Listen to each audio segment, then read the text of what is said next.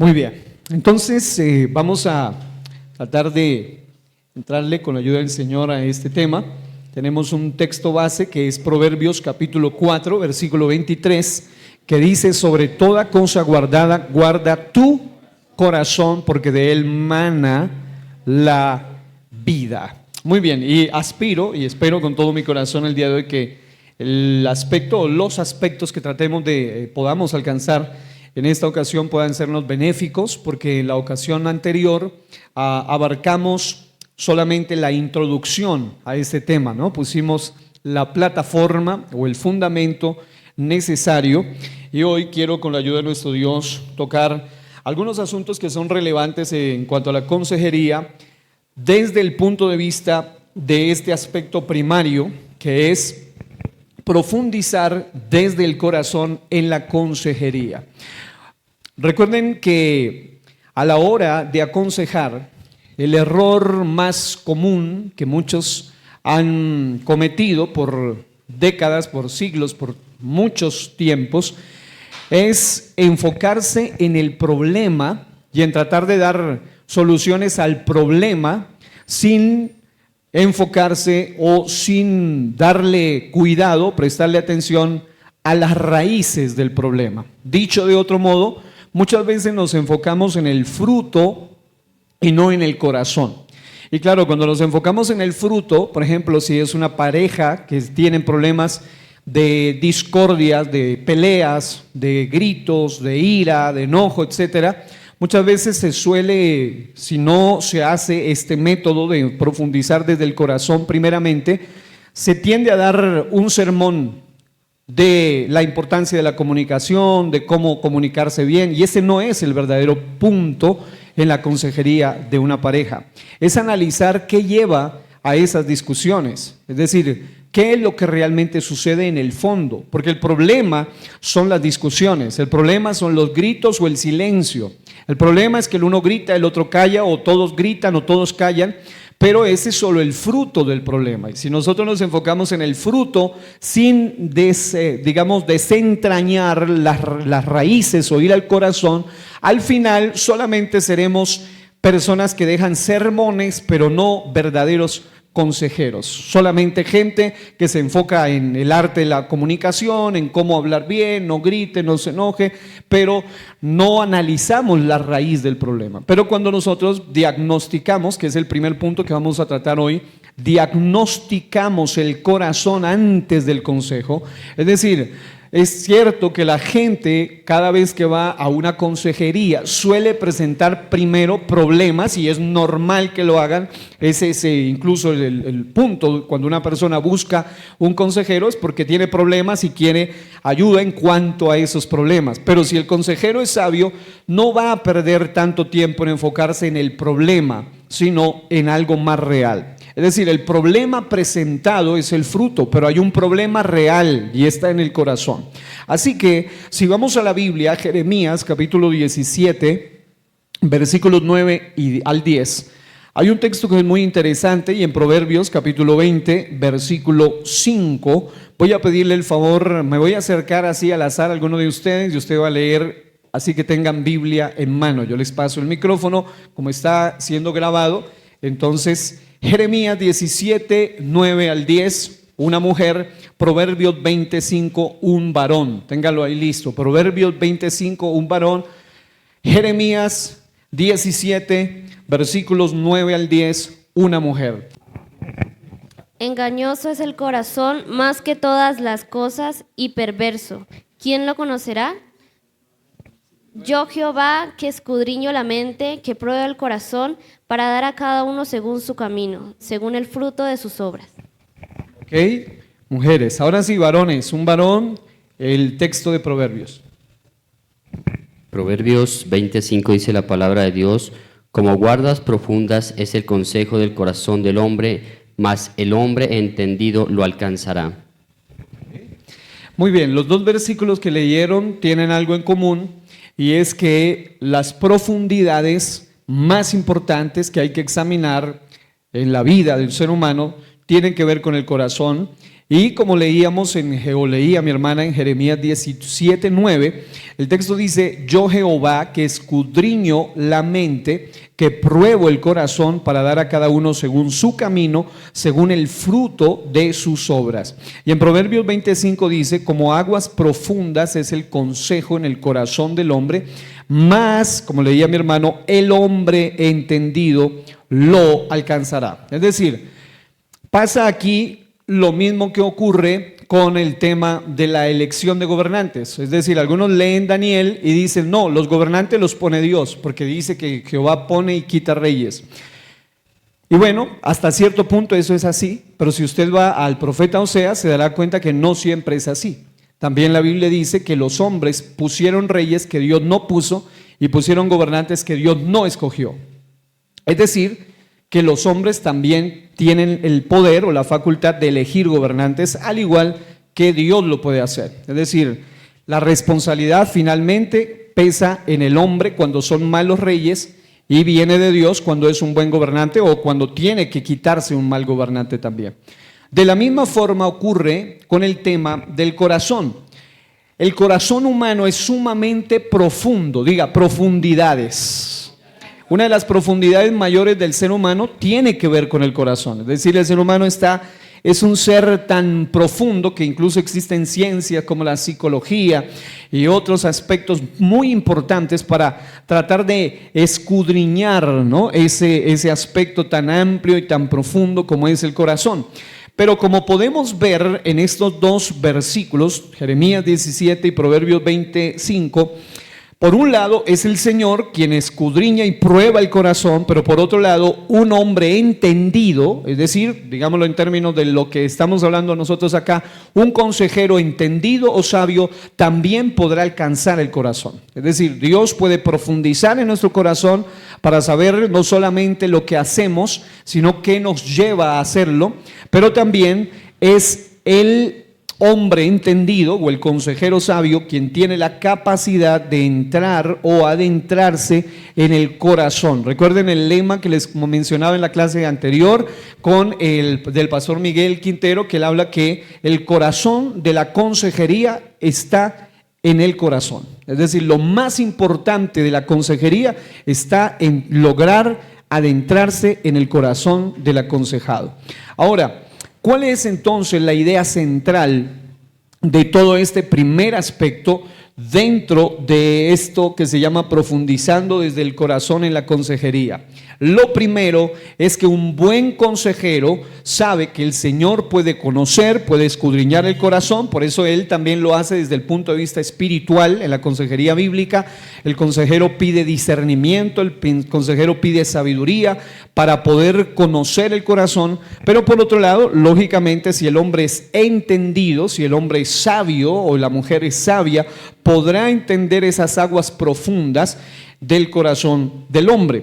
Ahora, hay un detalle entonces aquí, una idea central, y es que el consejero, esto es lo más importante, porque si nosotros como consejeros muchas veces fallamos en esto, y eso frustra al consejero, sobre todo esto que les voy a mencionar. Esto es la idea céntrica de este punto.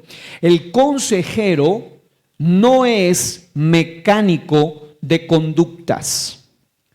El consejero no es mecánico de conductas, sino explorador del corazón. Ahí está la enorme diferencia.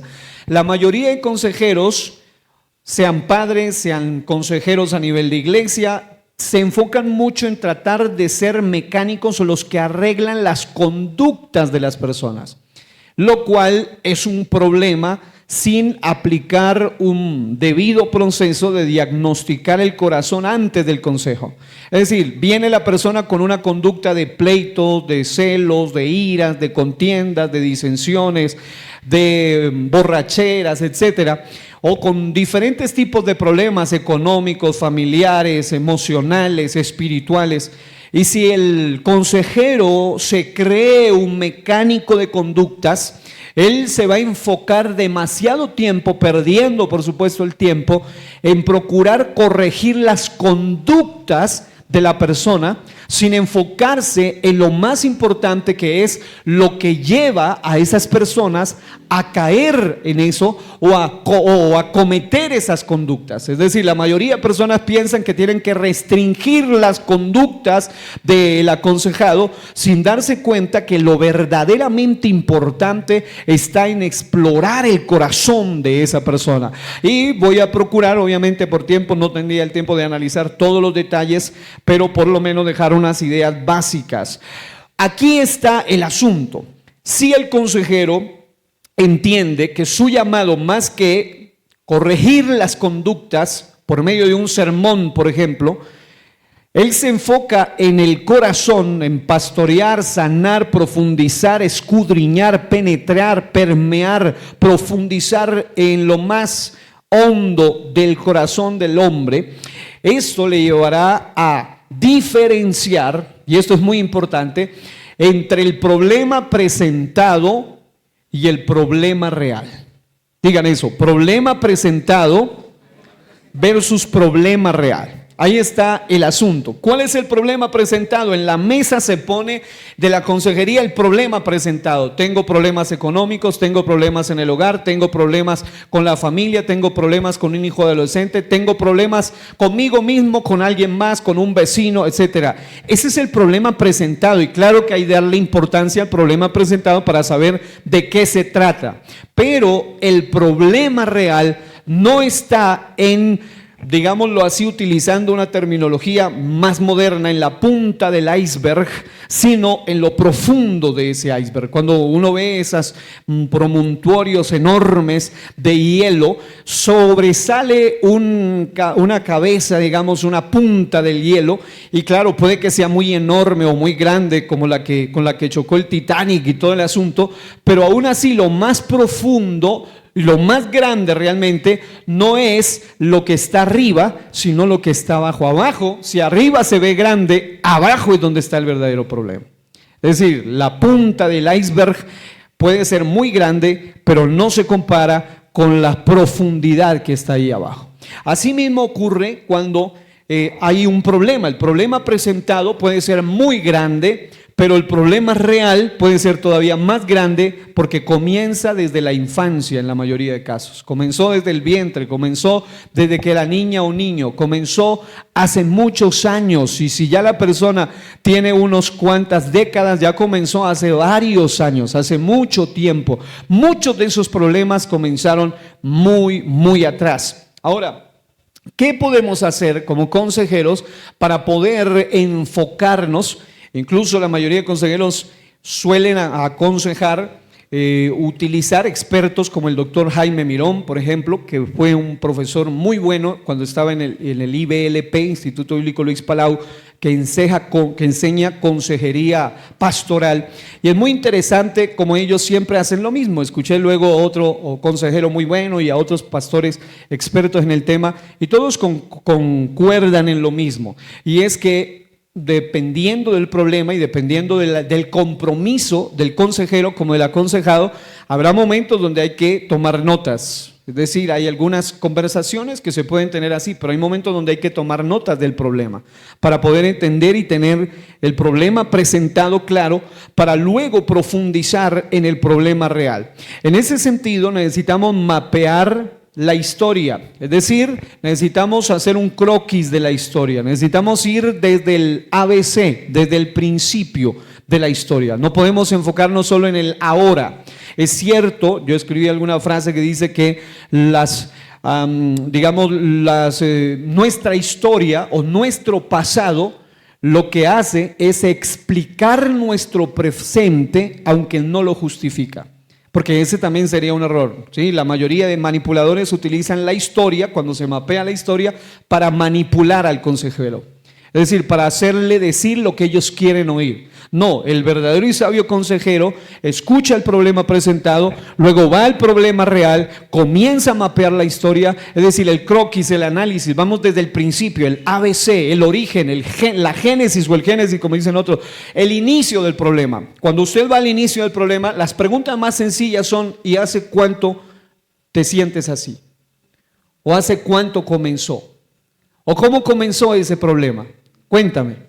Porque a veces nos enfocamos, no, si tiene deuda, órale al Señor, y vamos solo al problema externo y no vamos al problema real. El problema real es que muchas veces hay gente que está hundida en las deudas porque quiere aparentar una vida que no está en capacidad de vivir.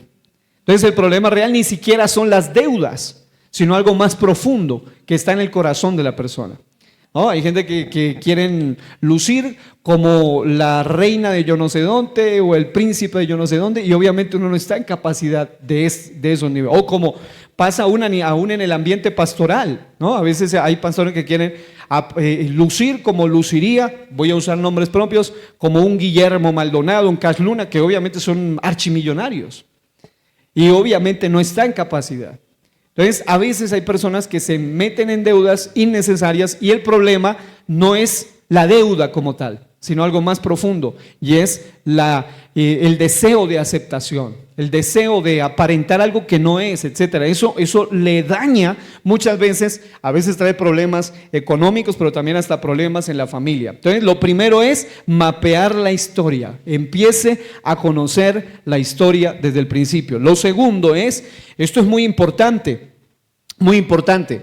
investigue las relaciones de esa persona, es decir, cómo han sido sus relaciones, cómo fue su relación con sus padres, dependiendo de los problemas, cómo fue su relación con mamá, con papá, si los tuvo, si no los tuvo, y si los tuvo, cómo fue esa historia, porque a veces usted solamente se enfoca, o el consejero, digamos, se enfoca en el problema de ahora, no trate así a su esposa, etcétera, pero el detalle es investigar cómo fue su historia.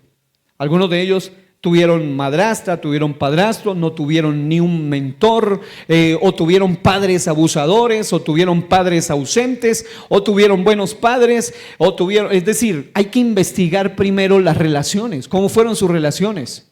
Es decir, ahorita resulta que el problema es con la esposa, digámoslo así, el problema es entre cónyuges, pero hay que investigar también cómo fue la historia de él y de ella en cuanto a cónyuges, porque a veces se traen los problemas de infancia, es que así le hacía a mi papá, a mi mamá, es que así era mi tío, es que así era mi prima, y se copian muchas veces malos modelos, se los trae al presente, y el consejero no sabio se dedica a dar cátedra, sermones de no haga esto, sí haga esto, sin ir al corazón del problema, y por ende al final no ayuda en realidad.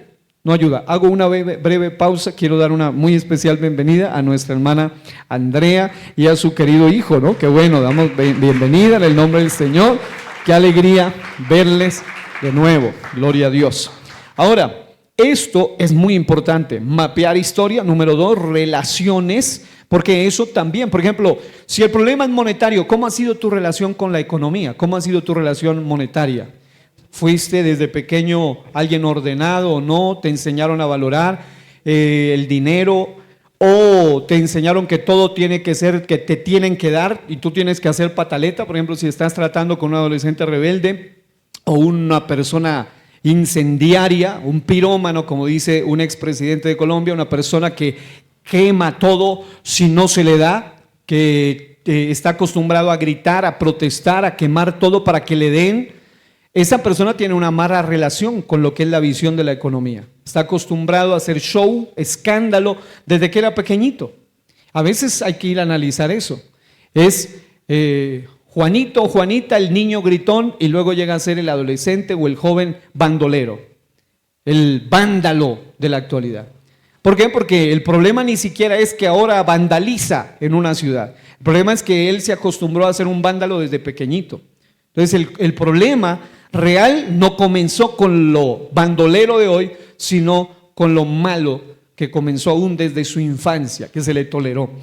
Las relaciones. Lo tercero, investigar o profundizar en los hábitos de esa persona. ¿Cómo son tus hábitos? Si es un hombre abusivo, maltratador, infiel, etcétera, o una mujer por el mismo lado, también abusiva, maltratadora, infiel, tú debes investigar los hábitos de esa persona. Es decir, ¿cómo fue tu infancia? ¿Cómo fueron tus relaciones de infancia? ¿Cómo tú tratabas a los hombres? ¿Cómo tú tratabas a las mujeres? Algunos de ellos, como vamos a ver en un momento, tienen falsas creencias, falsos paradigmas, falsas presuposiciones, falsas ideas que refuerzan esos malos hábitos. Aprendieron lo que se llaman patrones generacionales. Un patrón generacional es una conducta observada en nuestros progenitores, a veces en nuestro contexto donde vivimos, en nuestra cultura, en nuestro apellido. Hay gente que llega con problemas de ira, ¿no? Y la primera cosa en los hábitos es que así somos nosotros, es que así somos los fulanos, los Rosales, dicen unos, así somos los Vallejo, dicen otros. Y no, resulta que a veces el problema es que aprendieron mal. Y no es que así somos, sino que hay cosas que hay que corregir.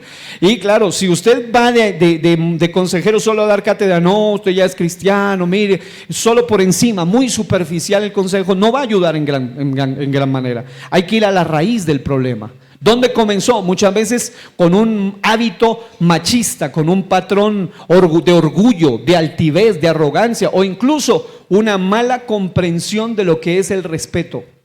Porque algunos dicen, no, es que a mí me enseñaron que a mí se hace respetar, y el que supuestamente hacerse respetar es ser así.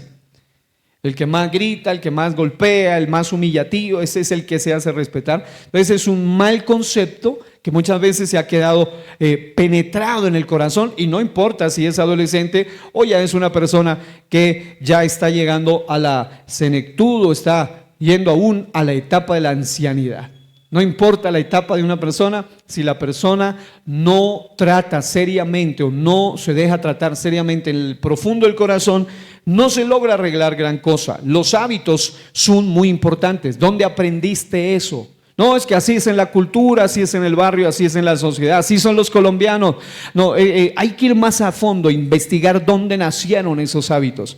Y número siguiente, hay que investigar en las creencias de esa persona. Las creencias son fundamentales porque las creencias tienen que ver con muchas cosas negativas que suelen, yo le llamaría, reforzar los problemas o profundizar las raíces de esos problemas.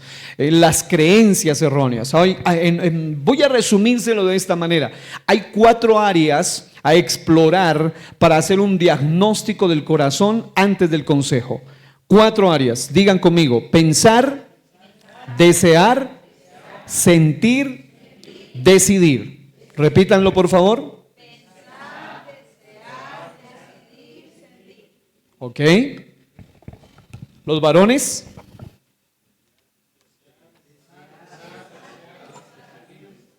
Eso, así sea en desorden, no importa. ¿Las mujeres? Pensar, desear, decidir, sentir. Esas son cosas, ojalá usted tome nota, son 4 cosas claves en las cuales usted, por ejemplo, a ver, vamos a hacer un análisis. Yo personalmente, las mejores entrevistas que he visto son las de personas que se enfocan en estas 4 cosas, en el entrevistado.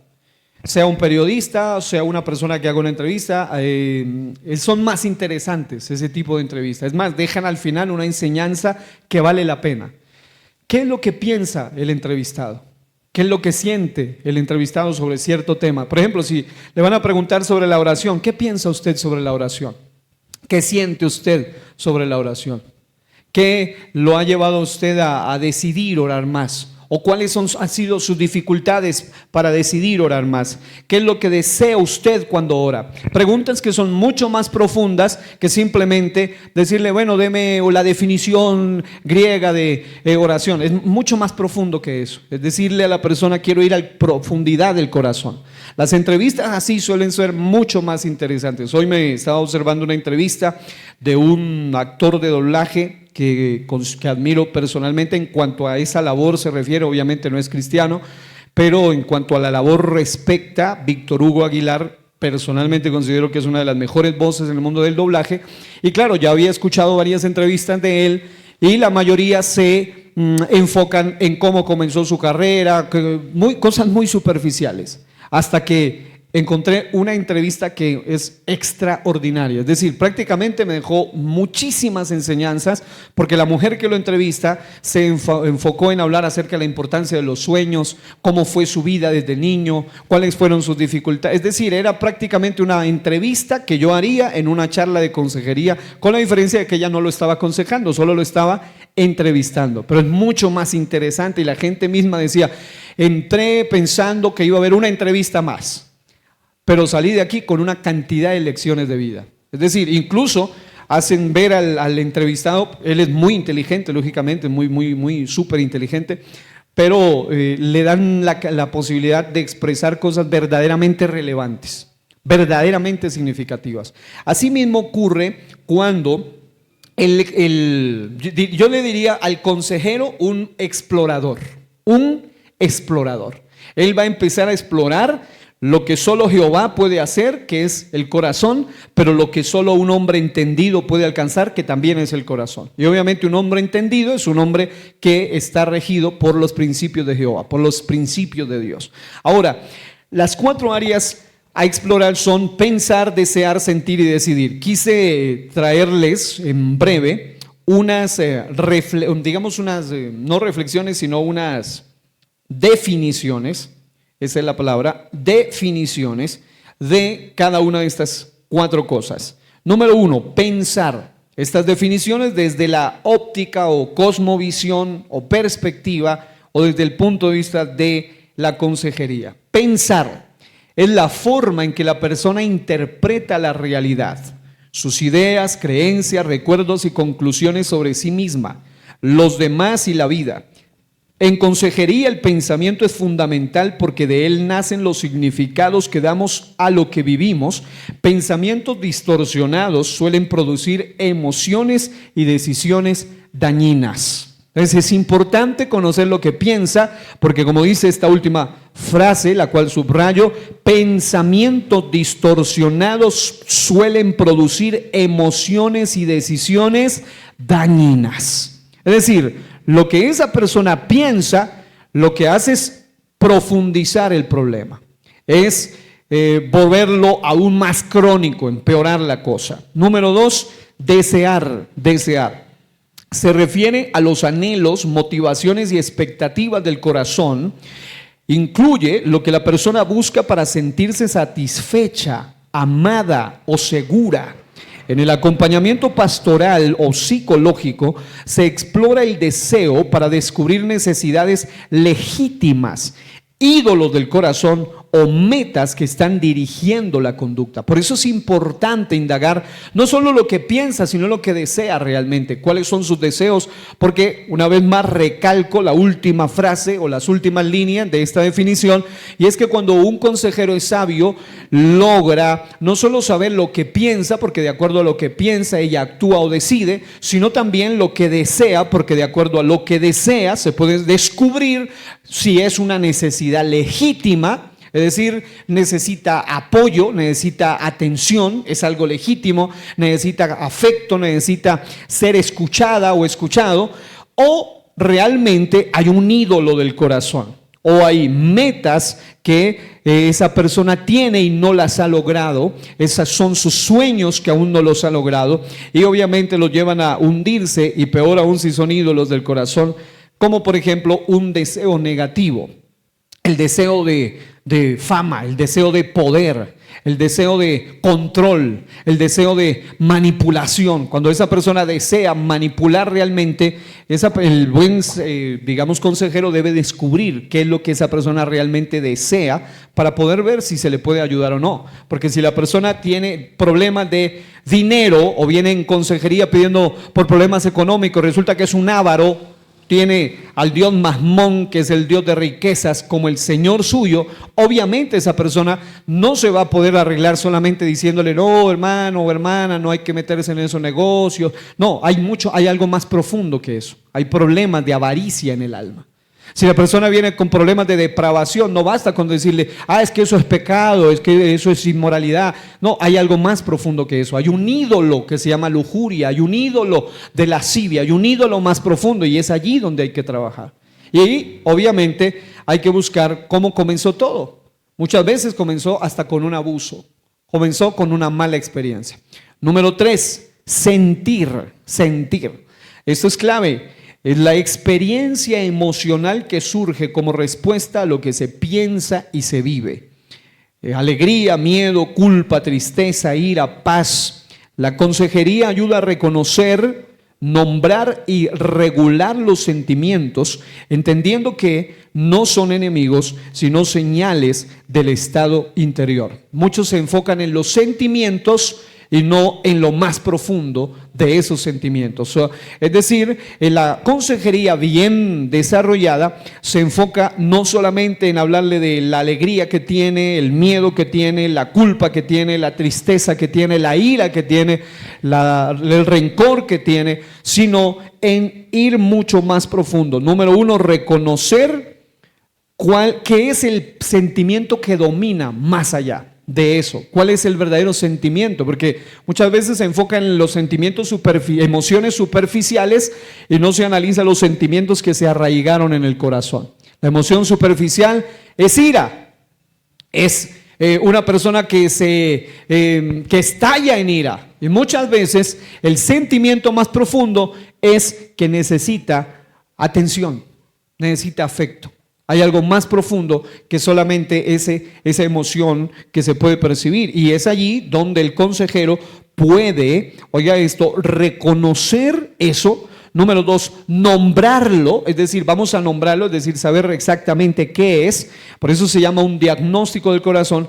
Y regular los sentimientos, entendiendo que no son enemigos, sino señales del estado interior. Aún esos mismos sentimientos no se pueden satanizar, sino que se requiere, debemos verlos más bien como una alerta. Es igual al dolor. El dolor, a nadie le gusta sentir dolor, por lo menos a menos que sea una persona que le guste, ¿cómo es la palabra? Sadomasoquismo, pero hay otra palabra, la persona que le gusta que le peguen, no recuerdo.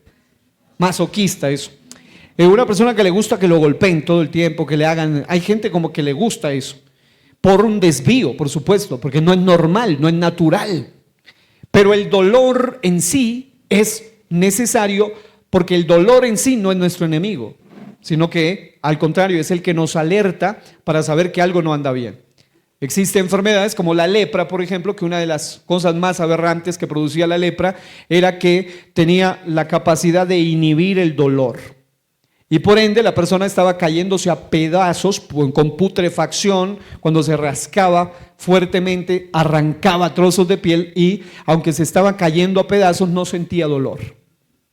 Y así mismo pasa con el pecado te quita el dolor y te lleva a caerte a pedazos y no darte cuenta de que estás destruyéndote a ti mismo o a los demás.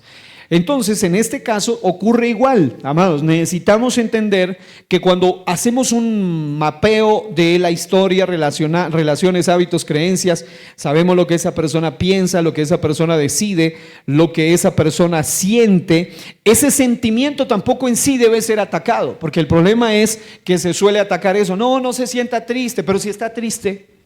No llore, pero pues si es lo que siente en ese momento. Muchos consejeros quieren reprimir el dolor de la persona y eso no es una forma de ayudarla. Al contrario, dígale tranquila, puede llorar y cuando ya pueda, seguimos la conversación. Porque la persona necesita liberarse. Pero a veces a la persona se le murió a alguien y le salen con el cuento de que no llore. Pues entonces, ¿qué quiere? Que se ría. A menos que tenga una risa nerviosa. ¿No? Porque eso pasa también, que a veces hay gente que se juzga lo que hace, porque ha pasado casos de personas que murieron y el hijo muerto de la risa, entre comillas, pero en realidad no es que era un irreverente, no era un irrespetuoso ni un grosero, sino que fue su forma de enfrentar el trauma. Y resulta que la gente, normalmente nosotros juzgamos el sentimiento como si fuera malo, pero en realidad el sentimiento es una señal de alerta, significa que por lo menos eres normal.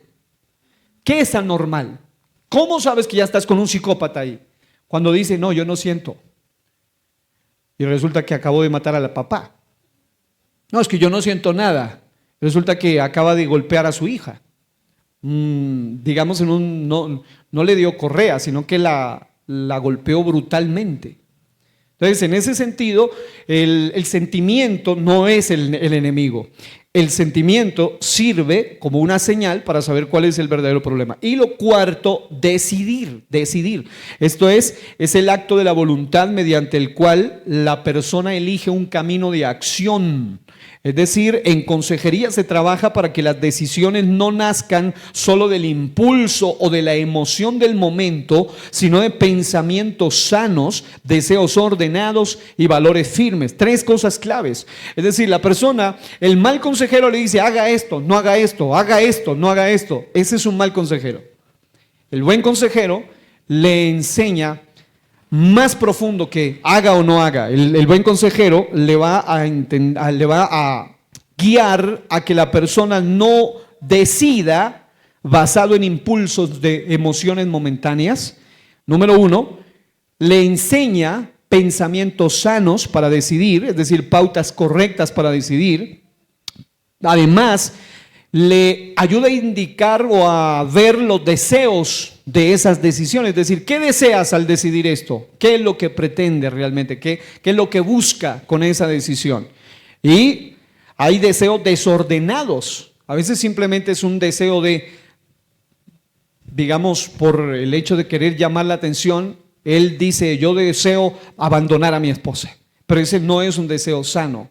Hay un deseo insano que está gobernando allí y hay que ayudarle a la persona a decidir basada en deseos sanos, en deseos ordenados y, por supuesto, lo más importante, en valores firmes. Y estos valores firmes son bíblicos, en valores firmes, en asuntos que no son meramente basados en la carne, en el impulso, en las emociones, en la rabia del momento, sino en algo más profundo que eso. Así que al final el consejero no le termina diciendo haga esto o no haga, simplemente le da pautas, le dice al fin y al cabo están las opciones, usted decide.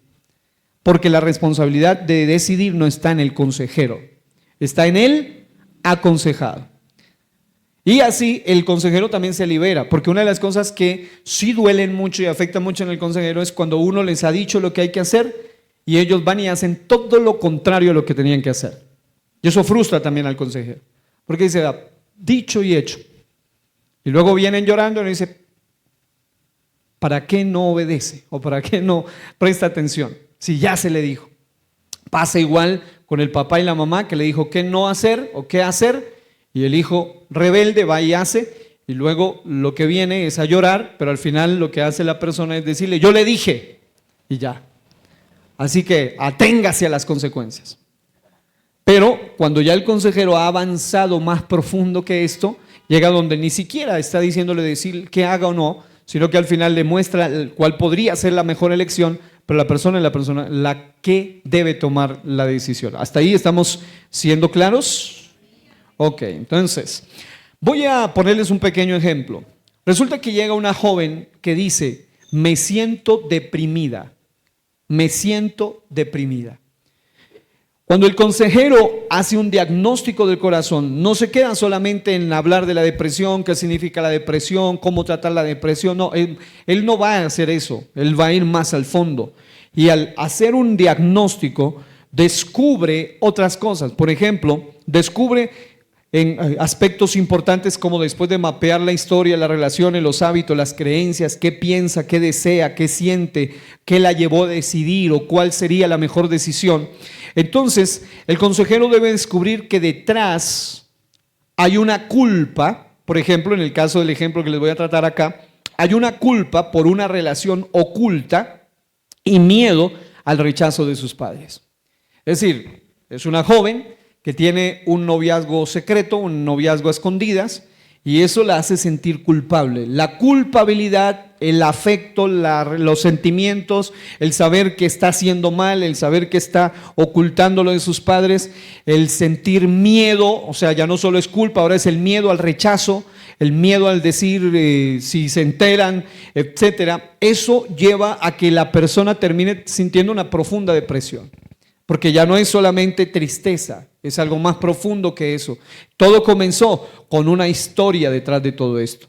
El diagnóstico cambia la dirección del consejo, no solo ánimo emocional, porque el problema es si está deprimida, no, pobrecito, tranquilo, o ánimo, o mucha compasión, mucha palabra, pero cuando se indaga bien qué es lo que sucedió, no solo se da ánimo emocional, sino primero una invitación real al arrepentimiento, porque está haciendo mal esa persona. Esa persona debe corregir las cosas, el rumbo de su vida. Arrepentimiento es metanoia, cambio de mente, cambio de vida, cambio de destino, cambio de propósito, cambio de rumbo. Número 2, verdad. Ese tipo de depresiones no van a salir hasta que la verdad salga a flote. La Biblia dice, conoceréis la verdad y la verdad os hará libres. La libertad viene a través de la verdad. Y número 3, restauración. Claro, esa persona debe investigar si por qué tienes temor, porque muchas veces hay una relación dañada aún con sus propios padres. Necesita un proceso de restauración también. no sabe comunicar. Sus padres tienen una mala relación con ella o viceversa. Entonces, es importante el diagnóstico del corazón. Segundo, están las creencias que gobiernan el corazón. Primero era el diagnóstico del corazón antes del consejo. Eso es lo primero. Usted no va a ir a dar consejos, sino primero diagnostique. Por eso cada vez que yo hablo con muchas personas, puedo hablar 1 hora hasta 2 horas, y normalmente no he dado ni un solo consejo. Simplemente escucho, quiero conocer bien la historia. Pero un mal consejero habla media hora el aconsejado, hora y media el consejero, y ahí no está bien. Debería ser al contrario. El que más habla es el que está siendo aconsejado. Y si la persona es de las que se suelta y habla, entonces también toca saberla guiar con preguntas claves. Y aún si la persona es de las que casi no habla, hay que saberla guiar con preguntas claves. Es decir, las preguntas claves ayudan tanto para el que habla mucho como para el que casi no habla. Porque el que habla mucho, ahí lo tiene usted 4 horas. Y el que habla poco, tampoco va a hablar a menos que usted lo sepa dirigir o lo sepa guiar. Creencias que gobiernan el corazón. Mire esto. Voy a pedirle a una mujer que tenga Proverbios 23:7 y a un varón Romanos 1:25. Quiero que estén bien pilos ahí. Proverbios 23:7, una mujer, yo me acercaré a cualquier mujer y lo va a leer. Amén. La palabra del Señor nos dice así: porque cuál es su pensamiento en su corazón, tal es él. Ese es texto clave. El de los varones. ¿Lo tienen claro los varones? ¿Cuál era? Eso, tengan claro el texto. A ver, vamos a... ya que cambiaron la verdad de Dios por la mentira, honrando y dando culto a las criaturas antes que al Creador, el cual es bendito por los siglos. Amén. Ok, en los 2 pasajes leídos, ustedes van a encontrar cómo se relaciona el pensamiento, es decir, la creencia, lo que gobierna su mente, y cómo esto influye en su conducta, influye hasta en su manera de ser. Dice, porque cuál es su pensamiento en su corazón, tal es él. Proverbios 23:7, come y bebe, te dirá, mas su corazón no está contigo. Está hablando del avaro en el contexto, y evidentemente él todo lo que hace lo hace con base en ese pensamiento. La avaricia rige su manera de ser en todos los sentidos. Romanos 1:25 dice que ya que cambiaron la verdad de Dios, es decir, su creencia es la mentira en lugar de la verdad, y por eso terminan honrando y dando culto a las criaturas, se vuelven idólatras antes que al Creador, el cual es bendito por los siglos. Amén. ¿Cuál es la idea central en este aspecto? ¿Por qué es tan importante que el consejero investigue o indague las creencias que gobiernan el corazón? Porque, como le decía al principio, el consejero no es un mecánico de conducta, sino un explorador del corazón. Y si usted se va a enfocar en tratar de corregir las conductas de la persona, no haga eso, eso no está bien, ese no haga o sí haga, esa es una cosa que al final no ayuda en nada. Lo que debes saber es cuáles son primeramente las creencias que gobiernan el corazón de esa persona, porque lo que la persona cree, esta es la idea central, interpreta su realidad. Es decir, cuál es su creencia, así mismo interpreta su realidad. Hay mentiras típicas que las personas creen y que gobiernan su forma de ver la realidad y los hunden aún más en su problema. Y creo que nos pasa o nos ha pasado a todos. Por ejemplo, necesito esto para ser feliz. Es su creencia. ¿Qué es lo que necesita? Yo necesito plata para ser feliz. El otro dice, yo necesito casarme para ser feliz. El otro dice, yo necesito un hijo para ser feliz. El otro dice, yo necesito una iglesia más grande para ser feliz. El otro dice, yo necesito casa, carro, beca, salud, dinero y amor para ser feliz. Claro, no quiere nada. Pero cuando eso rige nuestra forma de pensar, nuestras creencias pueden marcar nuestra realidad. Por ejemplo, algunas, y ahí es donde vienen a veces los problemas morales. O incluso los problemas de herir a las personas, ¿no? Si mi esposo o mi esposa fuera como fulano de tal. Gravísimo. Porque necesito esto para ser feliz. Si mi vida económica fuera como la de los funanos o lo de los sutanos. Necesito esto para ser feliz. Y resulta que cuando usted investiga la vida de ellos, es una tragedia, porque tienen otros problemas. O las comparaciones, ¿no? Si fueras como él, necesito tener un hijo como él o una persona como ella para ser feliz.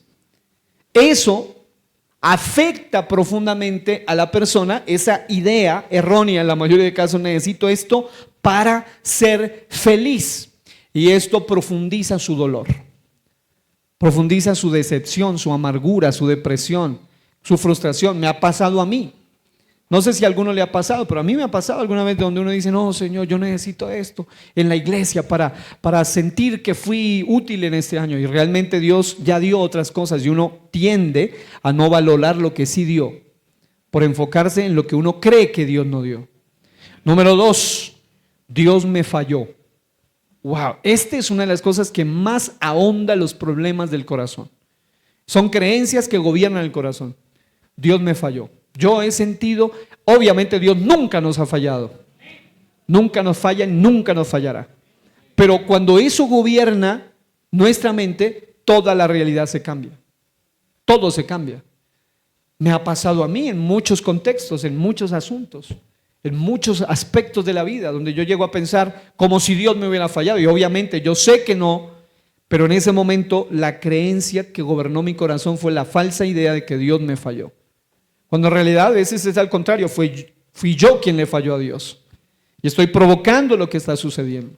O, en la mayoría de casos, Dios no me falló, simplemente es mi percepción. Y ocurre, es que hay cosas que obviamente son inexplicables para nosotros los seres humanos. Nosotros no logramos explicar muchas cosas. Yo personalmente, por muy consejero que sea, por mucho que haya estudiado esto o aquello, hay cosas que no logro explicar, no voy a poder entender. Y a veces le he preguntado a Dios, Señor, ¿y por qué no? ¿Y por qué otro sí? ¿Por qué a este sí? Y lo que pasa lo del Salmo 73, donde dice que se ve prosperar al impío y el que le ha sido pío a Dios, como que no funcionan las cosas. Entonces uno dice, el impío le va mejor que al pío. Y uno como que el pío queriendo ser como el impío. Pero no, hay momentos donde Dios realmente nos está guardando de cosas que no lograremos entender, aún en la eternidad ya las entenderemos. Pero aquí vamos a luchar con eso. Entonces el consejero, y créame que esto también me ayuda para autoaconsejarme, porque un buen consejero tiene que aprender a veces a autoaconsejar. ¿Alguno se ha autoaconsejado alguna vez? Levánteme la mano. ¿Cuántos se han autoaconsejado algunas veces? ¿No? Usted hace tremendas sesiones de autoconsejería, muy buenas, porque uno a veces tiene que estar reflexionando también constantemente en nuestras cosas. Y aquí ocurre el fenómeno de una falsa creencia de Dios me falló. Y es obviamente el mejor ejemplo que yo he podido usar, es el de traer una figura hipotética de encontrarse a un Albert Einstein, un genio de la física, con un bebé. Y resulta que el bebé va a recibir una gran explicación de física en los más altos niveles de parte de nada más y nada menos que Albert Einstein. ¿El bebé va a entender algo?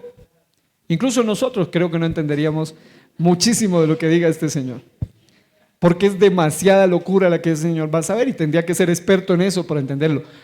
A veces nosotros le hacemos preguntas a Dios. ¿Por qué? Es decir, si el ejemplo parece grave, con Dios es aún más todavía. Es infinitamente superior. Es como pedirle explicaciones a un ser de tanto nivel que me explique a mí que tengo una mentecita tan pequeña. ¿Por qué? Y luego decimos, como no entendemos, Dios me falló. Entonces, a veces en las consejerías, usted debe investigar si esa persona considera ese problema como si Dios le hubiera fallado. Y a veces si Dios me falló y por eso es que estoy como estoy, pero resulta que a veces no es Dios. Muchas veces fue que tú te pasaste por encima del nombre, la sangre, la palabra, la unción, las visiones, los sueños, la profecía, los principios, la cruz de Cristo. Pisoteaste todo y luego llegaste donde llegaste. Y uno termina diciendo, Dios me falló. Pero en realidad el que falló desde el principio hasta el fin fue uno. Y claro, el aceptar eso, la idea no es tanto llevarlo a la culpabilidad, pero por lo menos llevarlo a la realidad verdadera, en un término que puede sonar un poco redundante, pero que es útil para esta conversación. Es la idea, ¿no? la verdadera realidad o la realidad verdadera. Ahora, por otro lado, alguien dice, y esta es una mentira terrible que ha llevado a muchos a sumirse en problemas, sobre todo que tienen que ver con cosas que solo ellos deben cambiar. Porque como dice el pensamiento, si quieres ver que el mundo cambie, primero debe cambiar tu mundo. Pero hay algunos que dicen, no puedo cambiar. Es decir, así somos nosotros. Esto viene en la sangre, esto viene en nosotros, así, esto viene en el apellido, pastor, yo no puedo cambiar. Y esa idea de que no puedo cambiar hace que la persona nunca vaya a cambiar realmente, porque necesita primero analizar qué creencia gobierna su corazón y decirle, sí, tú no puedes cambiar, pero Dios sí te puede cambiar si te humillas a Dios y pones ese pensamiento erróneo, esa actitud errónea. Entonces, la mayoría de los problemas se refuerzan por esto, por creencias erróneas que gobiernan el corazón. Ahora, ¿cómo se vencen las creencias erróneas? No hay mejor manera que reemplazarlas por la verdad del Evangelio. Es decir, mire, recuérdense esto. Nuestro Señor Jesús dijo, yo soy el camino, la verdad. Mire que Él no dijo, yo tengo la verdad. Él dijo, yo soy, Él es la encarnación misma de la verdad. Por eso, como decía el pastor Zúñiga una vez, la verdad no es una persona, la verdad no es un librito, la verdad no es una idea, la verdad no es una filosofía, la verdad es una persona y esa persona es Cristo Jesús. Es más que solamente una filosofía, una idea. Por eso cada persona vende la verdad, su idea de la verdad. No, Cristo ni siquiera dijo tener la verdad, Cristo dijo yo soy la verdad. Entonces, pero por otro lado está el antagonista inferior, por supuesto, incomparable, pero que es el antagonista al que se le llama el padre de mentira, Satanás, el padre de mentira. Y dice la Biblia que habrá espíritus engañadores y doctrinas de demonios y doctrinas de hombres. De los hombres proceden mentiras, de los demonios proceden mentiras y muchas de esas mentiras gobiernan la mente de las personas. Incluso mentiras que la persona misma creó. Porque no hay peor forma de engaño que autoengañarse. Es decir, las personas que se engañan a sí mismas. No, es que yo de esto no puedo cambiar, no puedo salir. Es que así creo y así me voy a morir. Entonces resulta que cuando una persona tiene una mentira que gobierna su corazón, esa mentira debe ser confrontada con una verdad poderosa como la verdad del Evangelio. Como dijo el predicador Rudy Gracia alguna vez, una sola palabra de Dios es más poderosa que todas las mentiras del infierno. Una sola palabra de Dios.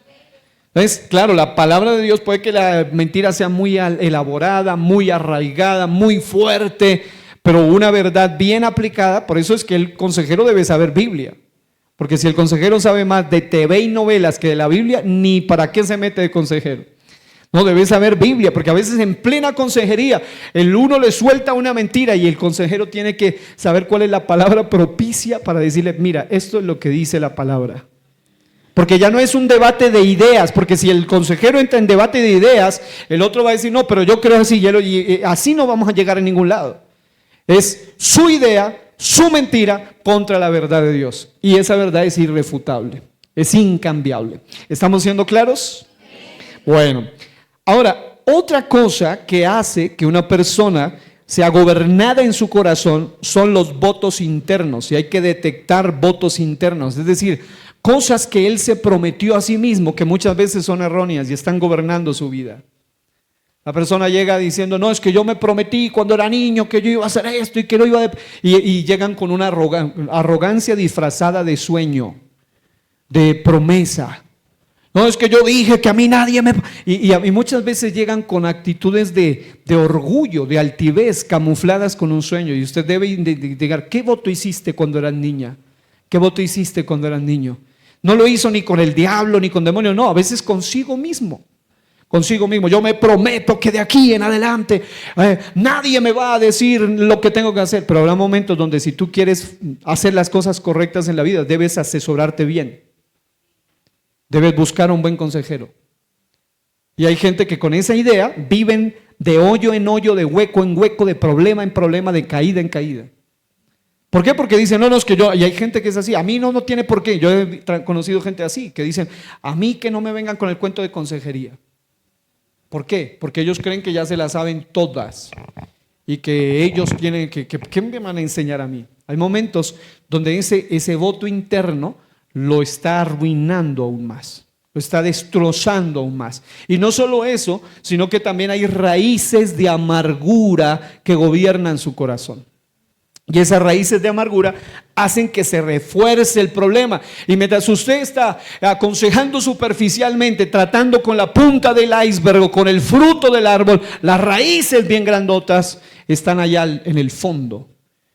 Y ahí no estamos haciendo nada. Por eso es que hay gente que vive desesperada, cortando las ramitas, ayudando un poquito por encima, y por eso nunca se llega.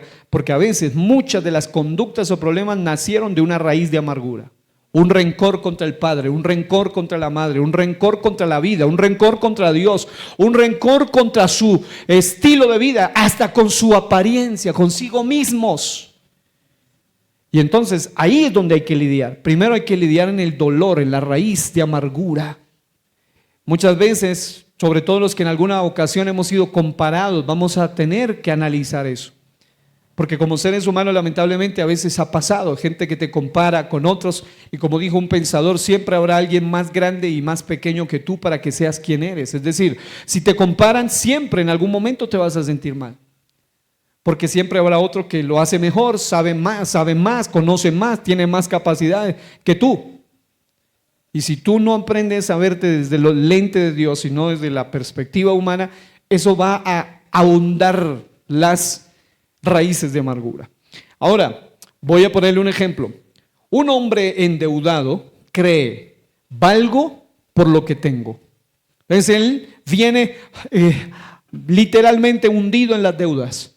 Y si usted simplemente le da una charla de cómo salir de problemas financieros sin ir al corazón del problema, sin conocer, mapear la historia, el croquis de la historia, sin analizar el caso, muchas veces no se va a hacer eficaces, porque él dice valgo por lo que tengo. Esa es su creencia, pero esa se la indaga cuando se profundizó, no solo cuando vino. Él vino diciendo, ¿cómo hago para salir de deudas? Resulta que hay que investigar. ¿Y cómo entraste en las deudas? ¿Cómo comenzaron las deudas? ¿Qué te llevó a esas deudas? ¿Hace cuánto tienes deuda? Muchas veces en el proceso va a salir la idea de que no, es que yo salí así porque es que lo que pasa es que el vecino, que mi tía, que mi primo tenían este carro y yo también quería tener el mismo carro, y luego se empezaron a meter solo. ¿Por qué? Porque creyeron que para poder calificar en el statu quo en la sociedad, para ser reconocido, para tener nivel, para algo que le dé valor, tenía que tener lo mismo que los demás.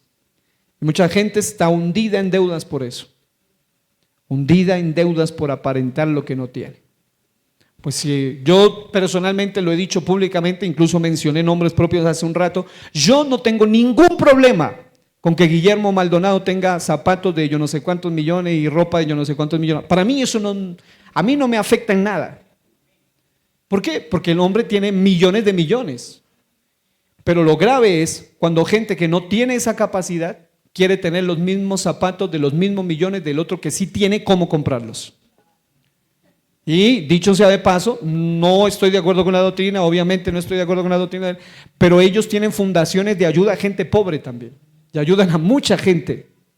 Entonces, resulta que a veces las personas se inspiran en alguien, y no está mal inspirarse, pero hay momentos, yo tengo algunas inspiraciones, pero yo no puedo tener el nivel de algunas personas que tienen, por ejemplo, una iglesia con 10,000 miembros. Y no es orgullo que alguien con ese nivel tenga su buen carro o una buena camioneta. ¿Por qué? Porque tiene la capacidad. Yo también pudiera tenerlo si el Señor lo quiere, y en algún momento lo tendré, pero no es mi prioridad. En algunos sí es su prioridad, y a veces por eso también están endeudadísimos. He conocido gente así, comprándose la camioneta que solo debería comprarla a un hombre rico, y después no hayan ni cómo y le rematan la camioneta y se quedan endeudados. Entonces, mis amados hermanos, como dicen los antiguos, hay que extender el pie hasta donde dé la... Ustedes se la saben, ¿no? Eso sí responden bien, muy bien. Hasta donde dé la cobija, pero hay gente que no quiere más, y hay momentos donde no se puede. Uno tiene que aterrizar en su realidad. Y a veces, cuando no se trabaja, es decir, ¿cuál es el problema? El problema muchas veces es de estima, es de valía, es de valor. Y a veces el niño, el adolescente que está creciendo en el colegio, en la escuelita, no es lo mismo estar en un colegio donde todos son de estrato medio para abajo, a un colegio donde están de ahí para arriba. Y allá resulta que el otro llega con severo carro, severa cosa, severa cuestión. Y yo tuve una experiencia más o menos así. Tuve la experiencia de estar en un colegio, en una escuelita donde todos éramos de medio para abajo. Y ahí me sentía más en mi gusto, ahí era mi ambiente. Yo me sentía más tranquilo. Porque no sé si alguien sabe de los zapatos Venus. ¿Se acuerdan de los zapatos blancos? Venus, la marca más barata que había. Los Venus. Y en esa época había otros que se llamaban Croydon, ¿no? Que eran ya un poco más de caché. Y claro, y a mí me encantaban los Croydon, pero a mí solamente me compraban los Venus. Y a veces me tenía que aguantar 2 años con los Venus. Y ya no se ven tan blanquitos los Venus después de 2 años. Y obviamente ya estaban muy afectados. Y a veces los otros tenían para reestrenar y listo. Y aún así. Pero luego, en un año, me dieron la oportunidad por beca de entrar a un colegio que ya era medio hacia arriba. Que era el primer colegio cristiano que hasta el día de hoy existe, pero que en esa época se llamaba Colegio Gimnasio Betel. Y ahí yo creo que estaba entre los más pobres de todos.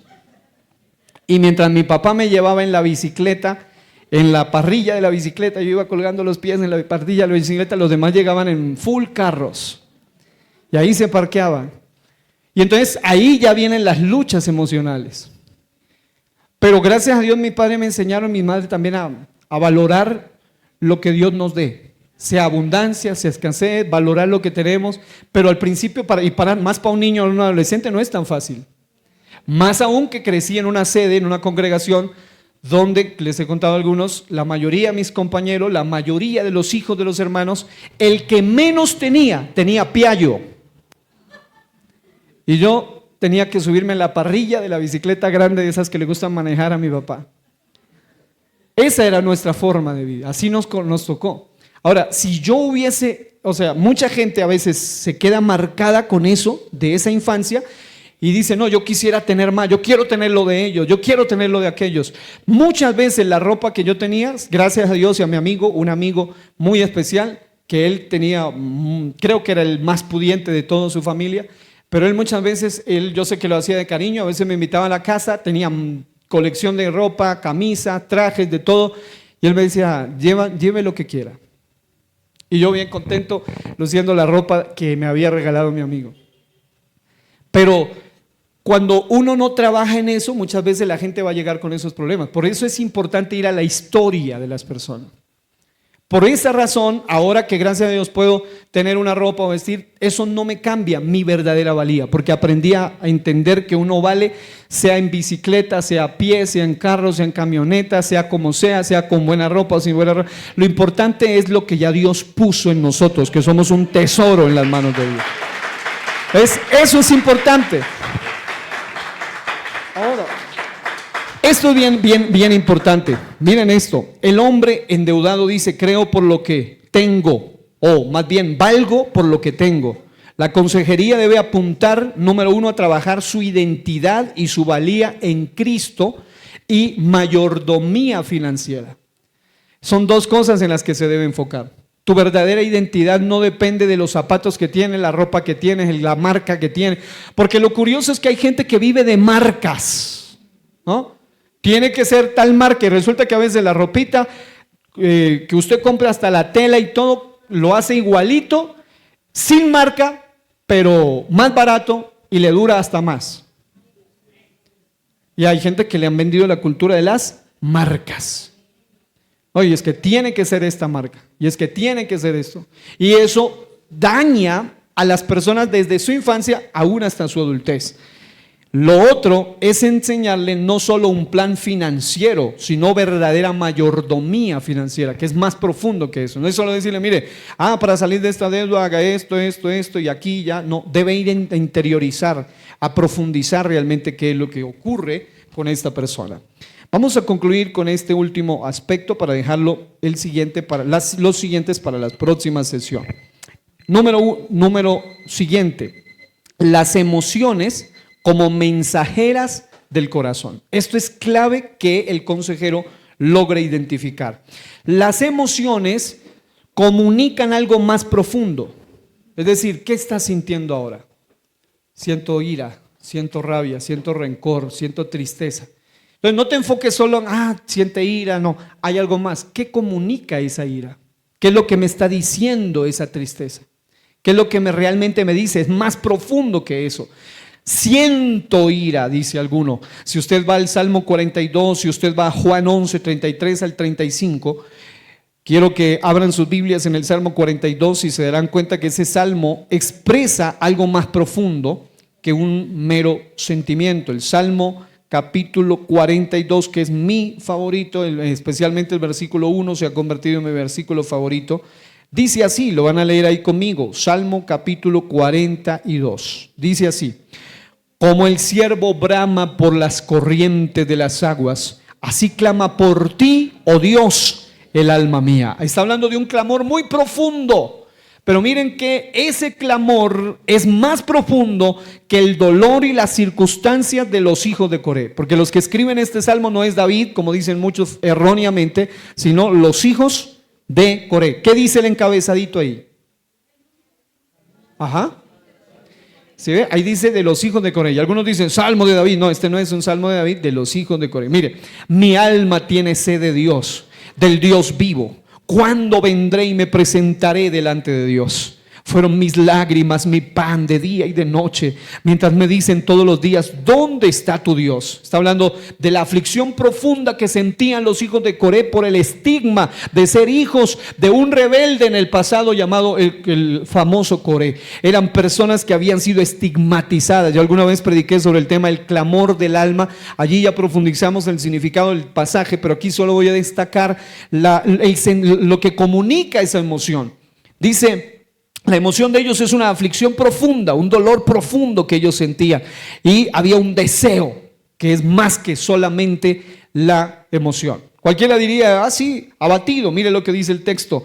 Dice: me acuerdo dónde están estas cosas y derramo mi alma dentro de mí, de cómo yo fui con la multitud y la conduje hasta la casa de Dios entre voces de alegría y de alabanza del pueblo en fiesta. ¿Por qué te abates, oh alma mía, y te turbas dentro de mí? Espera en Dios, porque aún he de alabarle, salvación mía y Dios mío. Dios mío, mi alma está batida en mí. Me acordaré por tanto de ti desde la tierra del Jordán y de los hermonitas, desde el monte de Misar. Un abismo llama a otro a la voz de tus cascadas. Todas tus ondas y tus olas han pasado sobre mí. Pero de día mandará Jehová su misericordia y de noche su cántico estará conmigo. Y mi oración al Dios de mi vida. Diré a Dios, roca mía, ¿por qué te has olvidado de mí? ¿Por qué andaré yo enlutado por la opresión del enemigo? Como quien hiere mis huesos, mis enemigos me afrentan diciéndome cada día, ¿dónde está tu Dios? ¿Por qué te abates, oh alma mía, y por qué te turbas dentro de mí?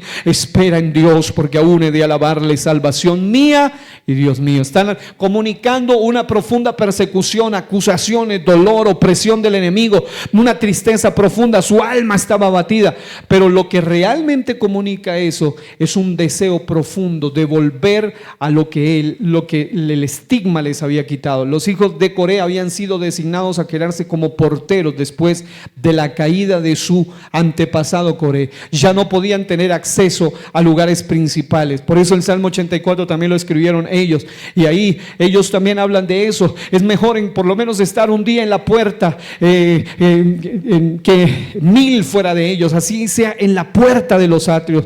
Es decir, ellos empezaron, el verdadero sentimiento que comunican es un deseo profundo por estar sirviéndole al Señor. Es decir, no era un mero sentimiento de, sí, están abatidos, están afligidos, se sienten oprimidos. No, lo que los llevaba a sentir eso era el estigma, la opresión y el deseo profundo de estar en la casa del Señor. Ojalá esos fueran nuestros problemas. Qué lindo sería que todos los que vengan digan, estoy profundamente abatido. ¿Por qué? Porque no he podido entrar más en la presencia del Señor. Qué lindo sería eso, ¿no? Porque la gente quiere, muchas veces sus problemas son tan terrenales, tan humanos, pero nada espirituales. Este era el gran problema de ellos, que anhelaban más de Dios. Anhelaban estar más profundo. Y en algún momento le dijeron, sí, señores, pero ustedes se quedan solo en la puerta. Le dicen, no importa, aquí vamos a valorar, este es nuestro servicio, amamos esto. Entonces, el consejero debe identificar que las emociones mandan un mensaje más profundo. No es, están abatidos, están afligidos.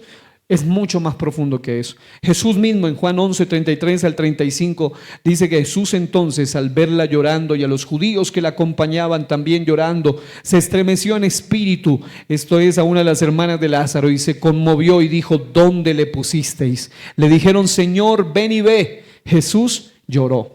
Es decir, Jesús también se enfoca en las emociones, pero Él entiende el sentimiento más profundo. Es decir, no solamente hasta llorando, obvio se le murió el hermano, no, Él era realmente quien les daba un apoyo muy fuerte a ellas. Eran dos hermanas y un hermano, eran en la casa favorita de Jesús, en la casa donde lo atendían en los tres sentidos. La una se enfocaba en lo físico, preparando alimentos, la otra se enfocaba en lo espiritual, sentada a los pies escuchando la predicación de Jesús, y el otro era el mejor amigo, él se enfocaba en lo emocional, es decir, esa era su casa favorita porque atendían a Jesús en los tres sentidos. Y por eso, cuando él ve que uno de ellos faltaba, él también sabía el gran dolor, el gran vacío que habría en esa casa. Y eso habla de que él se enfocó en algo más profundo. La idea central es que las emociones revelan muchas veces adoraciones ocultas. En el caso de los hijos de Coré era una buena adoración. Adoraban a Dios y querían servirlo más profundamente. En el caso de ellas, el dolor era profundo y entendible, pero a veces hay personas que cuando van a las consejerías, debes descubrir si esa persona tiene un dolor o una emoción más bien que está revelando una idolatría más grave que es la razón de su problema. Vamos a poner un ejemplo. La persona viene sufriendo por algún asunto emocional, obviamente, y está expresando depresión, está expresando tristeza. Y uno le pregunta, bueno, ¿qué es lo que te tiene afligido? Mis problemas económicos, pastor. Las deudas, la crisis, la bancarrota que estoy viviendo. Muchas veces hay que investigar cuál es el ídolo detrás de esa emoción. A veces es avaricia. ¿Cómo comenzó? No, es que yo me volví adicto al casino. Entonces es una persona que tiene problemas de avaricia. No, es que metí ese dinero en las pirámides, dijeron que daban el 200, eso es diabólico, eso no es de un hijo de Dios, meter basura, dinero en la basura de las pirámides no es de un hijo de Dios, yo lo he explicado aquí varias veces. Y hasta hermanos cayeron en esa locura y depresión y que se iban a separar y tonterías por la avaricia. Dicho sea de paso. Sí, porque a veces hay hermanos que se dejan llevar por eso. Que están dando que meta tanto y que le dan al 300%. Eso, como lo dijo Iván Duque en su libro de lo que se llama la cultura naranja y la economía naranja. Él habla de los negocios más lucrativos y aún los verdaderos y sanos negocios más lucrativos no dan tanto. Porque lo que es sano no es así, todo lo que es ilícito es así. Hay que tener por lo menos un poquito de sentido común. ¿De dónde le van a estar regalando tanta plata? Fijo, lavado de activos o narcotráfico. Y es lo que se ha descubierto. Por eso se cayeron y ahora volvieron a salir y más de uno haciendo fila para ir allá. No aquí, gracias a Dios, porque los hermanos de la iglesia séptima son santos, gracias a Dios. Consagrados. Pero mire, esto es importante para cerrar con esto. Las emociones son claves porque identifican qué hay detrás del corazón. Vienes llorando, pero hay que ir, esa emoción, ese dolor, hay un ídolo, avaricia. Hay algunos que vienen llorando por problemas emocionales. Muchas veces es el ídolo de la lujuria, el ídolo de la morbosidad, el ídolo de la promiscuidad, el ídolo de la carnalidad lo que los llevó hasta eso. Y están llorando. ¿Por qué? Porque todavía idolatran la carne, idolatran la inmoralidad. Y eso los hizo rendirse y ahora sufren por eso. Entonces, debes investigar más que las lágrimas qué es lo que te llevó a eso. Y ese ídolo, por supuesto, debe ser desbancado. Pero en segundo lugar, no debes reprimir las emociones. Porque si se reprimen, no se logra entender lo que comunican. Muchas veces dicen, no, tranquila, no llores, no. Las sesiones reales deben ser profundas al punto de que la persona pueda sacar todas sus emociones para descubrir qué es lo que ocurre. Conectar sentimiento con deseo, esa es la clave. ¿Cuál es tu sentimiento? ¿Y qué es lo que desea realmente? Algunos también, su ídolo es una figura ausente. Muchas veces el sentimiento se expresa con dolor profundo, pero el deseo era búsqueda de afecto, búsqueda de apoyo, búsqueda de una figura de apego, alguien que le pueda ayudar. Y ahí está el problema de esa persona. Es mucho más profundo que solo las lágrimas. Es mucho más profundo que solo el problema. El problema real es que hay un deseo. ¿Qué deseabas? El uno deseaba plata, el otro dice deseaba atención, el otro dice no, pues deseaba satisfacer la carne. El deseo es el problema. ¿Sí me estoy explicando? Llevar esa emoción a Dios en oración honesta es una clave. Un ejemplo sencillo para concluir. Una persona viene con un hombre o una mujer, vienen con una ira tremenda, una esposa o un esposo. Y cuando se profundiza en la emoción, que es la ira, debe encontrarse qué es lo que realmente ocurre, qué es lo que esa persona teme. Y muchas veces esa ira revela temor a ser abandonada, temor a ser abandonada. Y esa persona estalla en ira, estalla en momentos de disgusto, de mal genio, un carácter terrible, insoportable. Y muchas veces en el fondo del corazón esa persona tiene miedo a perder, tiene miedo a ser abandonada. Se trabaja y ahí es donde está. No se habla de, no hermano, la ira es pecado, hermana. No, ese no es el punto. El problema más profundo es inseguridad. Es que es una persona vacía, es una persona que necesita sanar su corazón. Tu seguridad ni siquiera te la debe dar tu esposa o tu esposo, tu marido, tu mujer. Debe ser más profundo que eso. Porque el día que ella ya no esté o que él no esté o que sea humano y falle, tu verdadera seguridad comienza y se radica siempre en Dios. Es allí donde debe estar. Incluso algunos se enfocan cuando hay problemas de ira y discusión en técnicas de comunicación de pareja, cuando en realidad el problema es más profundo que eso, inseguridad. Simplemente inseguridad. Y obvio, la mujer necesita sentirse segura, pero cuando esa persona ha llevado a ese hombre como su ídolo, porque también puede darse que la esposa idolatre a su esposo, o el esposo idolatre a su esposa. Y no es lo mismo amarlo que idolatrarlo. Esas personas que dicen, no, es que si no él no está así, me muero, sin él mi vida no tiene. No, o sea, hay momentos donde tú debes saber que tu valor real depende de Dios. Ni de tu esposo, ni de tus hijos, ni de nadie más, solo de Dios. Y de lo que tú crees, de lo que Dios ha dicho de ti. Pero si tú no tienes claro eso, entonces vas a estar esperando, y eso le puede pasar a cualquier mujer, a cualquier hombre, a la persona más segura. En algún momento le puede suceder, le puede ocurrir. Entonces, amados, ese es el secreto. Obviamente quisiéramos tener el tiempo para profundizar, pero por lo menos estamos dando unas pequeñas puntaditas, ¿no? Unos pequeños destellos para que usted y yo podamos identificar eso. Entonces, finalmente, en el último ejemplo que puse, no estaríamos ahí hablándole, hermano, venga, vamos a hablar de la sana comunicación, no se enoje, no, es mucho más profundo. ¿Qué pasa en su corazón realmente, estimada hermana? ¿Se siente insegura? ¿Qué sucede, estimado hermano? ¿Siente miedo de perder a su cónyuge? ¿Qué es lo que sucede? Muchas veces hay un dolor más profundo que solo el problema superficial. Y es allí donde debemos enfocarnos. ¿Estamos claros? Póngase de pie, vamos a orar. Que Dios nos ayude. Pude llegar al tercer punto y qué bueno, porque así vamos a profundizando más. ¿Para cuánto está siendo de bendición esta serie? Amado Dios, te damos gracias por esta maravillosa oportunidad, Dios mío, de compartir tu palabra y de hablar sobre estos temas tan importantes que en lo personal, Señor, me han beneficiado, me han bendecido. Señor, gracias. Pero también te pido, Dios, que los que están aquí presentes y los que van luego a ser alcanzados a través de las redes por medio de los audio grabaciones puedan también ser marcados, Señor, como algunos ya han expresado, han escrito, han testificado.